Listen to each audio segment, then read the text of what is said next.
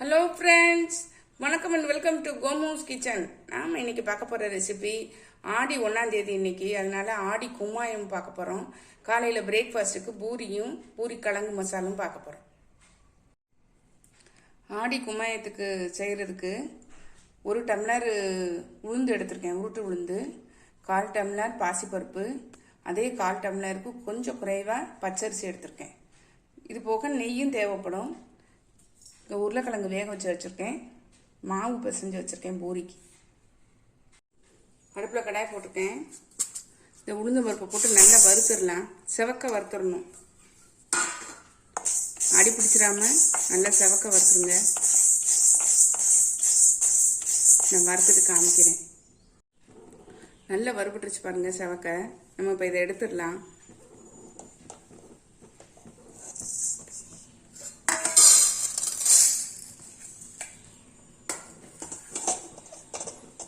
இந்த பாசி பருப்பையும் வறுத்துடலாம்.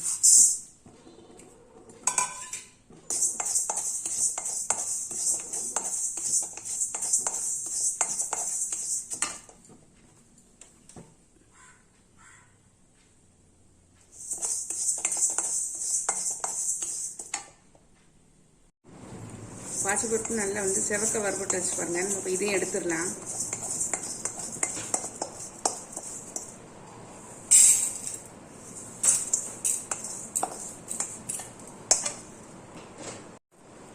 அரிசியும் போட்டு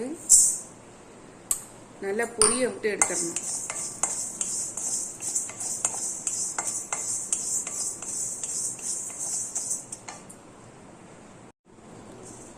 அரிசி நல்லா பொரிஞ்சிச்சு பாருங்க. நல்லா கலர் சேஞ்ச் ஆகி செவந்து போச்சு. நம்ம இப்போ இதையும் ஆஃப் பண்ணிட்டு ஆற விட்டு எல்லாத்தையும் மிக்சி ஜாரில் போட்டு சேர்த்து பொடிச்சிட்டு காமிக்கிறேன். நல்ல நைஸாக பவுடர் ஆக்கிடணும். மிக்சி ஜாரில் இந்த உளுந்து வறுத்ததை சேர்த்துட்டேன், பாசிப்பருப்பு வறுத்தது, எண்ணெய் விட்டுக்கிறேன்.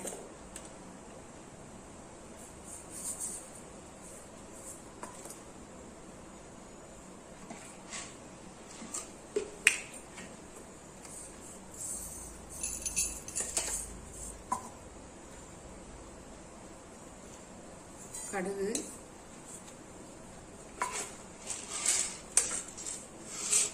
கொஞ்சம் கடலை பருப்பு,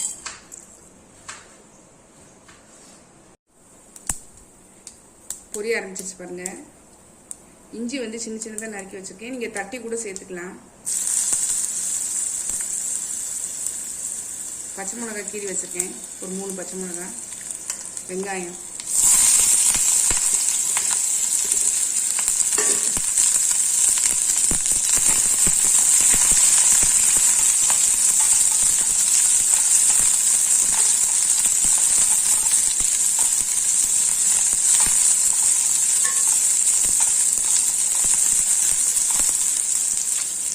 கொஞ்சம் வதங்கட்டும். கருவேப்பிலை சேர்த்துக்கிறேன்.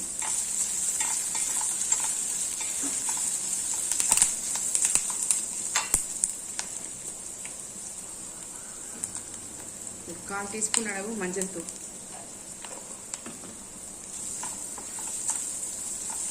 உருளைக்கிழங்கு மசிச்சு வச்சிருக்கேன், அதை சேர்த்துடலாம்.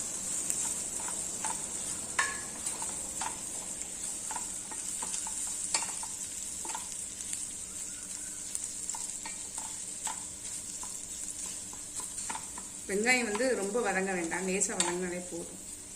நம்ம இப்போ தண்ணி சேர்த்தேன்.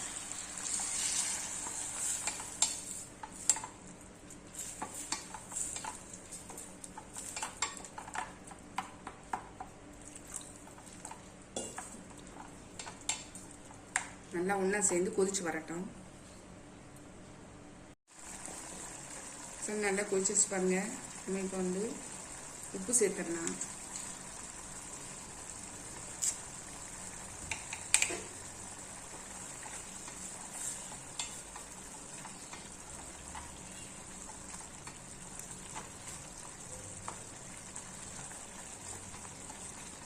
நல்லா கொதிச்சு கொஞ்சம் கட்டியாகட்டும்.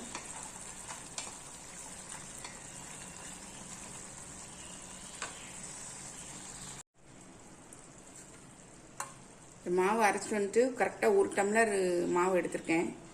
கூடுதலாக தான் இருந்தது. ஆனால் நான் இப்போ எடுத்துருக்கிறது வந்து 1 டம்ளர் மாவு மட்டும் நான் அளந்து எடுத்திருக்கேன்.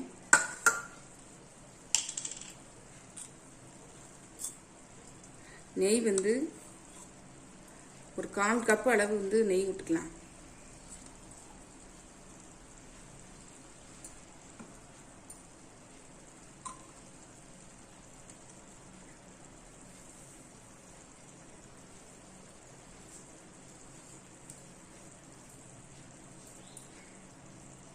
இதில் இந்த மாவை போட்டு நல்லா கிளறிடலாம்.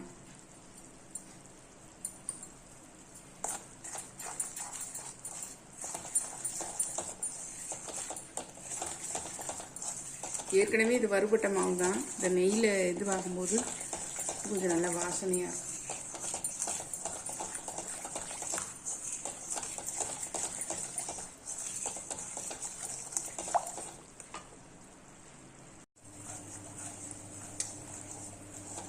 ஒரு டம்ளர் அளவு நாட்டு சர்க்கரை எடுத்திருக்கேன். நீங்கள் வெல்லம் எடுத்திருந்தீங்கன்னா 2 கப்பு இதே 2 டம்ளர் தண்ணி ஊற்றி நல்லா கரைச்சிட்டு வடிகட்டி சேர்த்துக்கலாம். நான் இப்போ நாட்டு சர்க்கரை இதில் சேர்க்குறேன். சேர்த்துட்டு இதுலேயே 2 டம்ளர் தண்ணி விடுறேன். நான்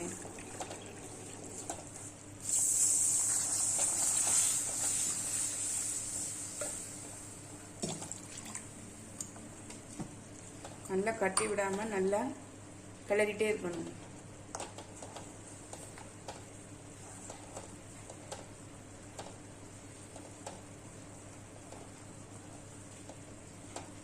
நான் உங்களுக்கு கொஞ்சம் வெந்த உடனே காமிக்கிறேன். கருப்பட்டி கூட சேர்க்கலாம். கருப்பட்டியும் இதே மாதிரி தான்.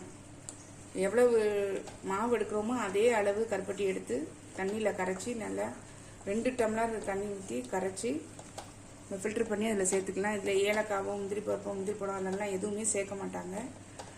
நல்லா வந்து வெந்து கட்டியாகி வரணும். நான் அப்புறம் பார்க்கலாம், காமிக்கிறேன். கிழங்கு பாருங்கள், சூப்பராக ரெடி ஆயிடுச்சு. நான் இப்போ இதை ஆஃப் பண்ணி இறக்கி வச்சிடுறேன். இப்போ நம்ம பூரி பார்த்துடலாம். நல்லா கட்டியாகி வந்துருச்சு பாருங்கள். நல்லா சுருண்டு வரணும். கைவிடாமல் நம்ம கிட்டிகிட்டே இருக்கணும்.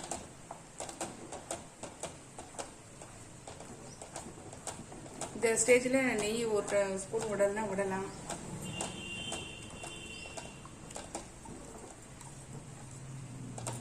நெய் கொஞ்சம் விடுறேன். இது கொஞ்சம் சுருண்டு வரட்டும், நான் காமிக்கிறேன். நல்லா சுருண்டு வந்துச்சு பாருங்க. நம்ம ஊற்றின நெய்யெல்லாம் பாருங்க, இது சைடில் பிரிஞ்சு வருது பாருங்க. இதுதான் பதம். நம்ம வந்து இறக்கிடலாம். இல்லை, நம்மளுடைய கும்மாயம் சூப்பராக ரெடி ஆயிடுச்சு. நம்ம இப்போ பூரி பார்த்துடலாம். அடுப்பில் வந்து இரும்பு சட்டி வச்சு எண்ணெய் ஊற்றிருக்கேன், காஞ்சிச்சு. நான் இப்போ பூரியை பொரிச்சிடலாம்.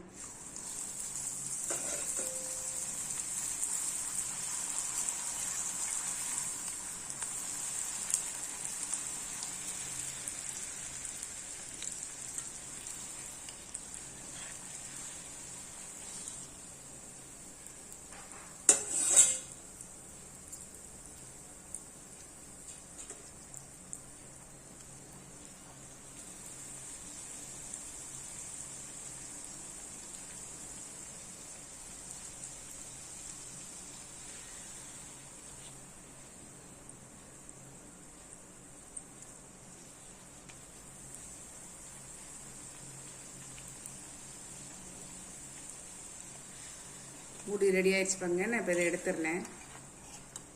இதே மாதிரி எல்லாத்தையும் பொரிச்சிட்டு காமிக்கிறேன் உங்கள்கிட்ட.